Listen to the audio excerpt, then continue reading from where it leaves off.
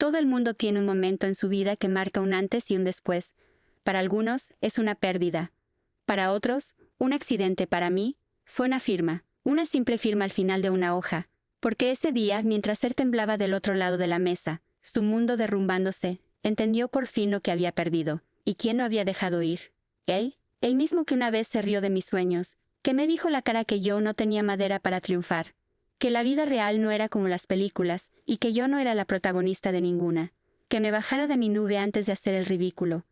Pero lo que no sabía, era que cada palabra suya, cada burla, cada desprecio, encendía en mí una llama que ningún desprecio podía apagar. Porque sí, puede que me haya roto el corazón, pero también me enseñó a endurecerme. Lo conocí cuando aún era una soñadora ingenua, con libretas llenas de ideas y una voz temblorosa que hablaba de crear mi propia empresa algún día. Estábamos juntos desde la universidad. Él era mayor, más experimentado, con una seguridad que me deslumbraba. Al principio, creí que me admiraba, que le gustaba mi pasión, pero con el tiempo sus palabras comenzaron a cambiar. Tienes buenas intenciones, pero el mundo no funciona así. Una empresa, ¿tú? ¿Y con qué dinero? No todos están hechos para liderar. Acepta tu lugar. A veces lo decía riendo, otras molesto, pero siempre con esa condescendencia que me hacía sentir pequeña. Yo lo amaba. Estaba ciega. Quería creer que lo hacía por mi bien, que me protegía. Así que comencé a callarme, a esconder mis ideas, a seguir su plan, no el mío. Me dijo que lo mejor era que yo buscara un trabajo estable, administrativo, algo sencillo, que lo ayudara a él en su camino, que sí era ambicioso y realista, y lo hice, por un tiempo, hasta que un día, lo escuché hablar con un amigo por teléfono. Pensaba que yo dormía.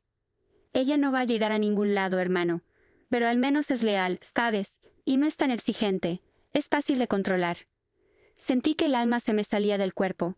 Esa noche no lloré, no grité. Solo supe que algo dentro de mí había muerto. Y algo más, acababa de nacer. Desde ese momento cambié. Comencé a planear en silencio, ahorros escondidos, cursos online en las madrugadas, networking mientras él dormía. Y cuando menos se lo esperaba, lo dejé. Sin drama, sin gritos. Solo le dejé una carta en la mesa. Gracias por mostrarme exactamente lo que no quiero en mi vida. Él creyó que era una fase. Que volvería. Que sin él me perdería. No sabía que ya estaba construyendo algo más grande que cualquier relación. Una idea, un propósito. Pasaron los años, y con cada caída me levantaba más fuerte. Hasta que llegó el día en que mi empresa, mi sueño, absorbió la suya. Y ahí estaba él, en mi sala de juntas, sin saber que la mujer que iba a decidir su futuro era la misma a la que una vez llamó inútil. Su rostro, cuando me vio entrar en la sala de juntas, fue algo que nunca olvidaré. Estaba sentado al fondo, con los hombros caídos, la mirada fija en su portafolio, como si eso pudiera protegerlo del mundo. Había envejecido. No físicamente, al menos no mucho, pero había algo en él que parecía desgastado, como si la arrogancia que una vez lo sostuvo se hubiese desvanecido con los años. Cuando nuestros ojos se cruzaron, vi algo que jamás pensé ver en él: miedo. Tú, balbuceó, apenas audiblemente. Hola, Gabriel, le dije. Mi voz era serena, profesional, pero por dentro, cada fibra de mi cuerpo vibraba. No de odio, no de venganza, de poder. No lo había buscado, no era mi plan encontrarme con él. Pero la vida, y el karma, tienen formas extrañas de cerrar círculos. Mi empresa había crecido, se había convertido en una de las startups más prometedoras del sector tecnológico. Y una mañana recibí una propuesta de adquisición, una pequeña agencia de marketing, en problemas financieros, pero con una cartera de clientes interesante. Cuando leí el nombre del CEO, casi me atraganto con el café. Gabriel. Leí el informe completo. La empresa había tenido éxito por un tiempo, pero sus decisiones, su ego, su incapacidad para adaptarse, la estaban hundiendo. Y ahora, la única forma de salvarse era ser comprada. Por mí.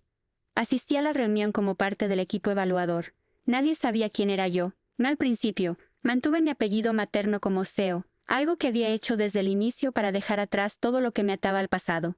La sala de juntas estaba llena de ejecutivos, abogados, asistentes, todos nerviosos, pero él, cuando me vio y entendió, sus manos comenzaron a temblar. «¿Usted es la directora ejecutiva?», preguntó, incapaz de disimular el sudor en su frente. «Así es». Silencio, pesado, denso. «Esto debe ser un error». «Ningún error, señor. Usted solicitó la reunión.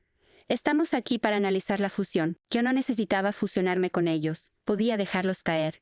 Pero había algo más poderoso que la destrucción, la demostración. mostrarle que no solo había sobrevivido sin él, sino que había construido un imperio. Durante la presentación, él intentaba hablar, pero su equipo ya no confiaba en él. Hablaban conmigo, me hacían preguntas, buscaban mi aprobación. Vi en sus ojos la desesperación de alguien que entendía que había sido superado por la misma persona a la que intentó aplastar. Y entonces vino el momento final, la cláusula de reestructuración, una que requería la salida inmediata del CEO para proceder con la compra. Necesitamos su renuncia, Gabriel, dije, firme. Sus labios se movieron, pero no dijo nada. Miró a su equipo, a sus abogados. No había escapatoria. ¿Y quién firmará mi salida?, preguntó al final, casi como un susurro. Abrí mi portafolio. Saqué el documento, lo firmé delante de él. Llegó. El sonido del bolígrafo sobre el papel fue como un trueno silencioso. Él bajó la mirada. No dijo nada más. Recogió sus cosas con movimientos lentos y se marchó. Esa noche regresé a casa y miré al techo durante horas, no con euforia, no con sed de venganza satisfecha, solo con una paz extraña. Había cerrado una puerta que estuvo abierta durante años, y del otro lado ya no quedaba nada. Después de su partida, el ambiente en la sala de juntas cambió por completo, como si una nube densa se hubiera disipado. Nadie dijo nada durante unos segundos, hasta que uno de los ejecutivos de su equipo, un hombre joven con mirada honesta y la voz temblorosa, rompió el silencio. No sabía. ¿Quién era usted? Lo lamento. Si hubiera sabido, habría hablado antes. Él nos tenía atados. Lo miré, sin rencor. Sabía perfectamente cómo Gabriel operaba. Manipulación disfrazada de liderazgo. Autoridad basada en el miedo. Lo había vivido en carne propia. No se preocupen, respondí. No estoy aquí para castigar a nadie. Estoy aquí para construir algo mejor. Con ese mensaje comenzamos una nueva etapa. Reestructuré completamente la empresa que una vez fue suya. Cambié las políticas, renové el personal, ofrecí capacitaciones y beneficios que antes ni se imaginaban. Por primera vez, esas oficinas sintieron lo que era ser lideradas por alguien que no necesitaba pisar a los demás para avanzar. Pero lo que no esperaba era recibir un mensaje de Gabriel 2 semanas después. Un correo corto, simple. No espero que me perdones, pero necesitaba decirte que nunca fuiste el problema. Yo lo era. Tú siempre tuviste razón en soñar. Yo solo tenía miedo de que volaras demasiado alto y me dejaras atrás. Y lo hiciste. Ojalá hubiera sido capaz de volar contigo. Lo leí 5 veces. Lo dejé sin respuesta, no por orgullo, sino porque algunas heridas, aunque cerradas, no necesitan reabrirse. Pasaron los meses, y el crecimiento fue imparable. La fusión fue un éxito rotundo, y pronto mi empresa se convirtió en referente a nivel internacional. Me invitaban a congresos, firmaba acuerdos globales, creaba becas para jóvenes mujeres en tecnología. Una tarde, en una conferencia en Barcelona, después de mi charla, una chica se me acercó. Tendría unos 20 años, nerviosa, con una libreta apretada contra el pecho. Disculpa, ¿puedo hacerte una pregunta? Claro, le sonreí. ¿Cómo hiciste para seguir creyendo en ti, cuando todos a tu alrededor te decían que no podías? Su voz era la mía años atrás, y esa pregunta me sacudió, porque no había una respuesta simple. Porque entendí que su miedo no era mi verdad, y porque cada vez que alguien me decía no puedes, yo lo transformaba en gasolina. Ella sonrió con lágrimas en los ojos. Gracias, acabas de cambiar mi vida. Esa noche lloré, no por tristeza ni por dolor. Lloré por la niña que fui, por la mujer en la que me había convertido, y por todas las que venían detrás. Y justo cuando creí que la historia había llegado a su clímax, sucedió algo inesperado. Uno de mis inversionistas me propuso para un cargo en una de las empresas más grandes del sector tecnológico global, no como socia, no como consejera, como CEO. El cargo más alto, la cima, y mientras firmaba el contrato, recordé esa noche en la universidad, cuando le conté a Gabriel mi sueño más grande, ser directora de una multinacional, y él rió como si acabara de contarle un chiste. ¿Tú, feo? Vamos, baja a la realidad. Pues aquí estaba, firmando ese contrato, en la cima del mundo, y no había nadie que pudiera decirme que no era suficiente. Me gustaría decir que ese fue el final de la historia, que todo cerró como en una película, con una música épica de fondo y una vista panorámica de mi nueva oficina con paredes de cristal.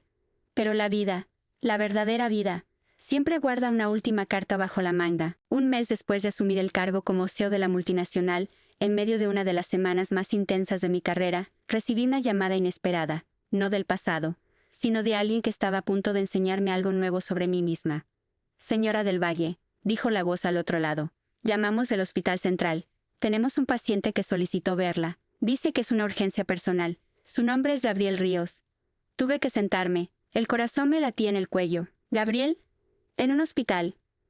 Mi primera reacción fue decir que no. Colgar, ignorar. Pero algo en mí no pudo. No porque aún no quisiera. No, eso se había extinguido hace mucho. Pero había una historia entre nosotros que merecía cerrarse del todo. Cuando llegué a la sala donde estaba, casi no lo reconocí. Su cuerpo había perdido la fuerza, sus ojos estaban hundidos, y su piel tenía un tono grisáceo. Le diagnosticaron una enfermedad degenerativa avanzada, irreversible. Sabía que vendrías, dijo con una sonrisa débil. Siempre fuiste más noble que yo. Me quedé en silencio, sentada a su lado. Había muchas cosas que podría haber dicho, pero no lo hice. Te odié, confesó de repente. Te odié por no dejarte aplastar, por levantarte, por no necesitarme. Y al final, te admiré más de lo que fui capaz de admitir. Lo miré fijamente, no con rencor, sino con la serenidad de quien ya no tiene cuentas pendientes. Te agradezco una sola cosa, Gabriel. Me enseñaste lo que no quiero ser, y gracias a ti, descubrí todo lo que sí podía ser. Lo sé, dijo, cerrando los ojos con una sonrisa. Y no sabes cuánto me alegra que lo hayas logrado. Murió 3 días después, solo, sin familia, sin amigos. Me notificaron que había dejado una carta para mí. Te destruiste para reconstruirte, y lo hiciste mejor de lo que yo jamás pude imaginar. Si alguna vez necesitas recordarlo, solo mira a tu alrededor. Todo lo que tocas, florece. Perdóname por no saber verlo antes. Guardé esa carta en una caja, no como trofeo, sino como recuerdo. Un recordatorio de que incluso nuestras heridas más profundas pueden ser la raíz de nuestra mayor fuerza. Hoy, cuando camino por los pasillos de mi empresa, cuando veo a mujeres liderando proyectos, presentando ideas con la cabeza en alto, sé que esa historia no es solo mía.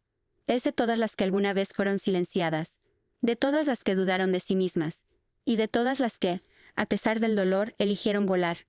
Porque al final, el verdadero poder no está en destruir al que nos hizo daño. Está en demostrarnos que nunca nos definió. Y mientras yo firmaba contratos en la cima del mundo, él fue solo un punto en la línea del tiempo de una mujer, que se negó a dejar de soñar,